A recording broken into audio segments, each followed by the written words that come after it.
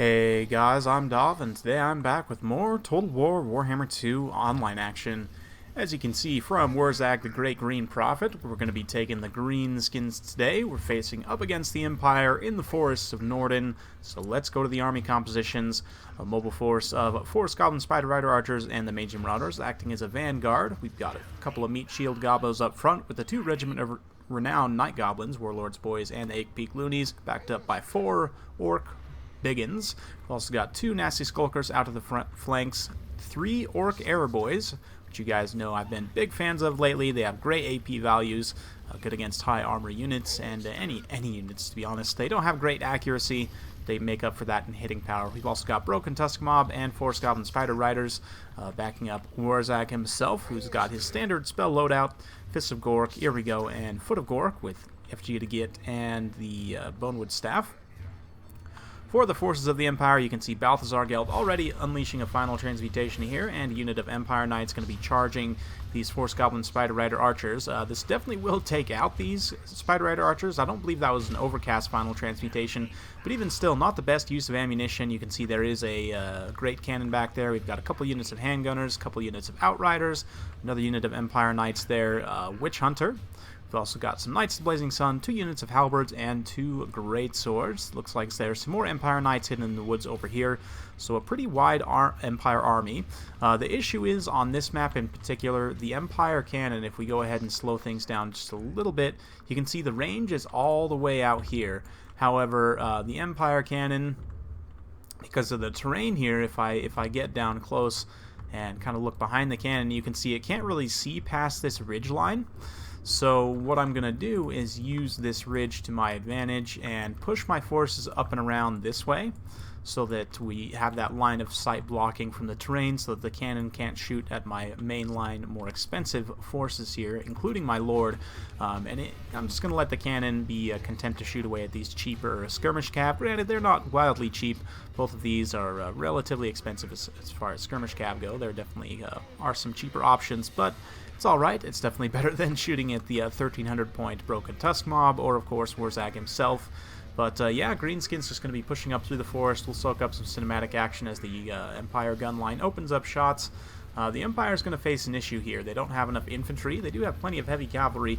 They'll need to use that heavy cavalry very effectively, and unfortunately Balthazar over on this side, not really too close to the fight. It looks like that Witch Hunter doing some skirmishing as well, so the gun line's going to pull back.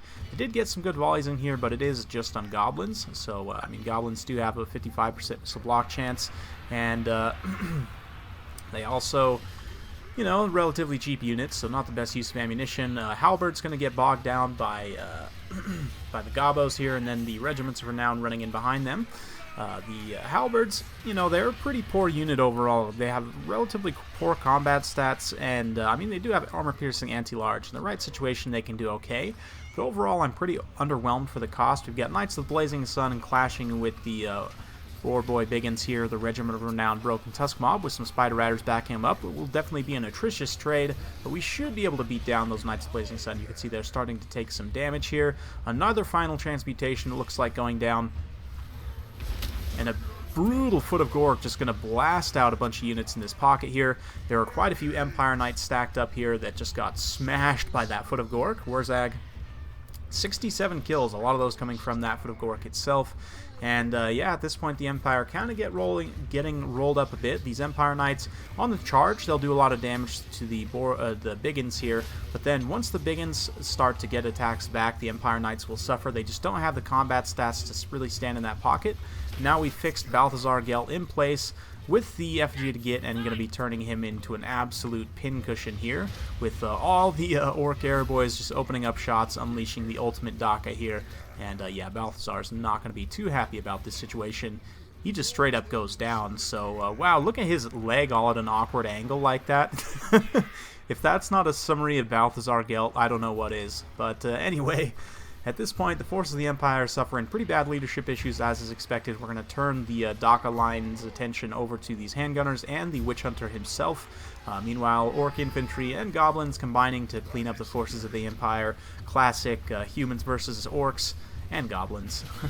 Wurzag also fighting in here against the greatswords. Of course, he does armor-piercing damage. We're also going to get the Broken Tusk mob marauding around in the back line as well.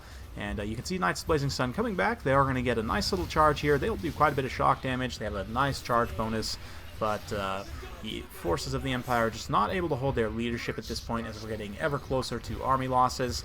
We had cleaned up a lot of the backline units with our mobility, and yeah, Wurzag leading the day, the true Hog Lord. So, fun battle. Hope you guys enjoyed watching.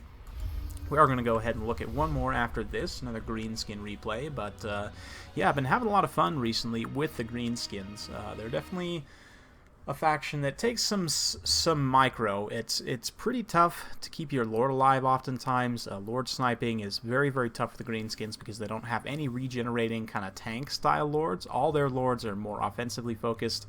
They really don't have any super high melee defense Lords, and no one with regeneration or anything like that, so they are somewhat vulnerable to Lord sniping. It doesn't help that their units generally don't have great leadership, but overall, fun battle. My opponent, I kind of see what he was going for, but the use of the final transmutation there, he should have used it a little bit differently. You just want to cast one or two. You can probably get two over the course of the battle, but you want to overcast final transmutation, and you need to put it on Wurzag himself because that's where you're going to get the best value. When you stack that with a couple accusations, you can take out the Greenskin general relatively quickly, and then at that point you'll be able to rout them off a little bit easier. Now granted, my opponent didn't have any terror causing units.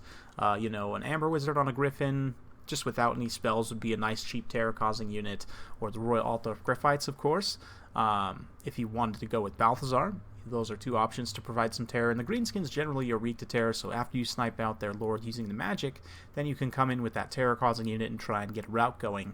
But overall, my army performed pretty well. Biggins across the front line, mostly mopping things up. The infantry line, I mean, you're never going to win the infantry engagement against the Greenskins, which is why I tend to go with cheaper, wider, defensive-type infantry. Halberdiers, just in a really weird price bracket. I think if they were like $575, they might be a little bit more cost effective. At $650, they're just a little bit too much, I think, for what you get out of them. I would much rather take spearmen or spearmen with shields. So if we go ahead and take a look at the Empire here. So, yeah, I would almost rather take spearmen with shields because I know for a fact that I'm not going to win that infantry engagement regardless. These guys are cheaper, so it allows me to invest more in heavy cavalry in other areas, and they also have decent melee defense, so they'll at least be able to hold out for some time against a lot of orc units. But yeah, something like this, you take Balthazar, you put him on the horse, and then just cut everything except final transmutation. And then Witch Hunter, you could double up on the Witch Hunter, but one is honestly probably all you need. And then with this cheap infantry corps, you know, you could maybe grab a couple other things. Maybe you grab Sigmar's Sons and 1 or 2 units of swordsmen just to fill things out, give you some more bodies to throw at the enemy. And then Knights of the Blazing Sun, not too bad in this matchup. I like Reiksguard because they're a little bit more sustainable, so if you mess up with your micro, you're not going to be as punished quite as badly. And then the Royal Altar of Griffites will give you a terror-causing option, or else 1,800 points for them. I'm just curious here if we go ahead and take a look at an Amber Wizard and just cut all his spells completely here. He comes in at 1150. Okay, so it is definitely a cheaper terror option, but the Royal Altar of Griffites do give you that elite armor-piercing anti-large as well to help protect Balthazar and other high-value units. But either way, get some cheaper terror, and then 3 to 4 Reiksguard, pretty solid. And then I would also recommend Pistoliers and or Outriders. Pistoliers I like a little bit better just because they trade better against other Greenskin mobile units because they can fire while they're running away, obviously. Outriders can fire while they're moving, but they can't fire in 360. Pistoliers do have that advantage, and generally you tend to face a lot of low armor units against the Greenskins anyway. Really, you're only probably going to face a Spider or Black Orcs that have a lot of armor, and you can have some other tools to deal with them. So, yeah, overall I think something like this might be a little bit better, but I'm curious to hear your guys' thoughts. Let's go ahead and jump to that second replay there. If we go ahead and take a look here, it is this one, which was actually recently featured on Heir of Carthage's channel. I'm not sure he realized it was me, but very fun replay nonetheless. We've got Azag on foot with just Soulblight and Spirit Leech, 3 Gobos up front with 4 Savage Orc Biggins. We've also got 2 Regiment of Renown Night Gobos, and I know one of you recently had commented about the Greenskin Regiments of Renown in particular, just Regiments of Renown in general, but you also referenced the Greenskin Regiments of Renown in particular, and I think there's a reason why you see them in almost every battle, because the Greenskins units, as a general rule, tend to be cheaper overall. Their Regiments of Renown, likewise, aren't that expensive as well, so they end up being pretty cost effective because the cheaper Regiments of Renown are generally, not always, but generally the more cost effective ones. You think about things like Sigmar's Sons, they're almost always an auto pick. Some of the other kind of mid-tier ones, like the Varix Reavers, for example, are a very, very strong pick. Zintler's Reichsguard, there's many others kind of in that bracket that are very cost effective, mostly because you're getting a unit that has the full chevrons for a lesser cost. But yeah, so that in and of itself, you know, helps. Plus they all have some type of special effect or something that generally makes them significantly more useful than their base unit. So in almost any situation, there are only a handful of Regiments of Renown I would say that you would want to bring. But generally, if you're going to bring the base unit, you should at least consider bringing the Regiment of Renown version of that unit. But yeah, you can see we're doing a little bit of skirmishing with these Marauder Horsemen up front, and then we're going to get the Dakka line focused on Kolek as he starts to come in here. We also dropped a Soul Blight. Savage Orc Biggin's going to be running in, and Kolek, you know, he's a true Chad. He doesn't really care. He's going to charge straight through, so we're going to get the Boar Squad in here, the Broken Tusk Mob, to pin him in place. Of course, 4 Orc Airboys and the Rusty Airs with Azag, dropping that Soul Blight in this pocket. Unfortunately, Kolek currently isn't standing on it, so he doesn't have both armor debuffs stacked, but some of these others do. Meanwhile, in the mainline fight, it's not going great for us.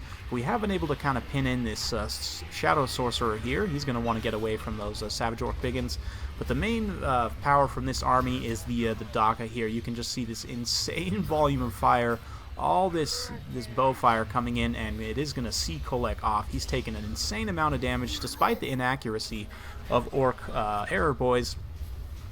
They're going to be able to get some good work done. The Manticore comes down, and we're going to have to do some target prioritization here. So we're going to switch over next to the Dragon Ogre Shaggoth. You can see Warlord's Boys are immune to Psychology, thankfully, so they're not going to be terrified away by the Shaggoth. Meanwhile, the 8-Peak Loonies in the front line, I'm not sure if they have yet, but we are going to get a nice cast of the Fanatics straight through that front line there. And these guys that had chased off that Sorcerer are now going to start to surround that pocket as well. And you can see just the pure Dakka in here, the huge volume of fire from this concave of Orc Arrow Boys and the Rusty Airs just putting down an absolutely insane volume of fire, with Soul Blight as well dropping that Shaggoth down to only 10 armor, so he's taking the full brunt of that damage right to the face, and he is going to get chased off as well. Next target is the Exalted Hero up on a Manticore here, so we're going to switch targets over to him as he does some fancy flying around and dropping these Savage Orcs on the ground. Not going to be able to take too much of this for too long. My opponent did finally get around the flank with his Marauder Horsemen, but one thing about Orc Air Boys is they're not complete pushovers in melee. They do have poor defensive stats at only 14 defense and 30 armor, but they do have 23 attack and 34 weapon strength. So I mean, these Marauder Horse Masters here, 26 defense and 26 for the Marauder Horsemen, I believe, as well. Looks like they might have actually got routed off there. Yeah, 24. So no, 26. Yeah. So they will take some damage from those Orc Air Boys.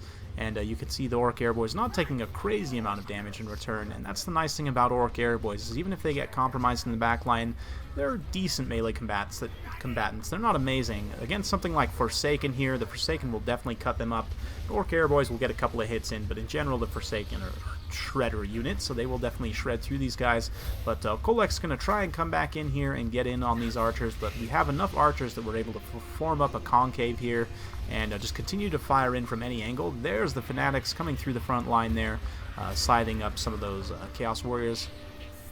And yeah, at this point, Kolek is taking the business here, and we are dropping a few Spirit Leeches. Looks like one Spirit Leech going down on Kolek himself, and as soon as he goes down, that is going to be army losses for the Forces of Chaos. So yeah, I've tried that Dakka build against a few different factions, or you know, various variations of it, but the core of the Orc Air Boys and the Rusty Airs, very, very strong, especially when you combine it with Azag. Stack that Soul Blight on top, you get that full minus 60 armor, plus, I mean, the Orc Air Boys have great AP AP values anyway for a quote-unquote non-AP unit. So definitely performed there. We were able to gun down the Chaos Spawn, then Kolek, then the other Shaggoth, then the Exalted Hero in that order. And the main line, I mean, the Savage Orcs, they'll trade reasonably well against most Chaos Infantry, and they do have that anti-large bonus and Frenzy, so they can do okay in the front line. You'd see the Marauder Horsemasters and the Marauder Horsemen did some okay work, but at the end of the day, it just wasn't quite enough. The Forsaken, in some circumstances, got some good kills, but that was mostly on these Meat Shield Gobos here. Wasn't really on any high-value units. I had those Durkit Squigs, but I didn't even end up using them at all in battle. A little bit of miss-micro on my part, but probably just would have thrown him into the Chaos Warriors with great weapons anyway, so hard to say how much of a difference that would have made. But anyway, hope you guys enjoyed watching those two green skins replays. Let me know your thoughts about the boys, the WOG is here, all the, you know, green skin epithets. So yeah, thanks again for watching. Hope you guys enjoyed. If you do like this kind of content, be sure to like, subscribe, hit that bell notification button so every time I upload a new video, you'll be notified. And we'll see you next time.